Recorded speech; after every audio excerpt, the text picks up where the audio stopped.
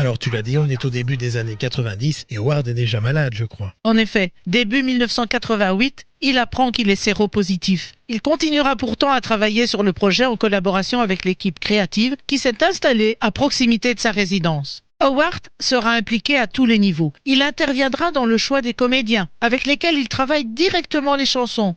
Parfois, lorsque la maladie l'empêchait de se déplacer, il assistait aux séances d'enregistrement par téléphone. Et pourra-t-il assister jusqu'au bout de la production? Il a vécu assez longtemps pour voir le film monter, mais il ne verra pas la sortie sur les écrans. Howard décède en mars 1991 et il avait donc 40 ans. À sa sortie, le film sera dédié à Howard, qui a donné sa voix à une sirène et son âme à une bête. Il ne verra pas non plus l'Oscar qui vient consacrer la chanson Beauty and the Beast. Pourtant, sa contribution à l'univers Disney ne s'arrêtera pas là. Les studios reprennent l'idée d'Aladin. Et même si le projet sera profondément remanié, ces idées donneront le ton du film. Son ambiance jazzy, par exemple, que l'on retrouvera dans 3 de ses chansons, Arabian Night, Friend Like Me et Prince Ali. Mais Alan Menken veillera à ce que l'ensemble des chansons de son ami soient reprises dans la comédie musicale extraite du film, lui rendant ainsi hommage à travers ce qui était son grand coup de cœur.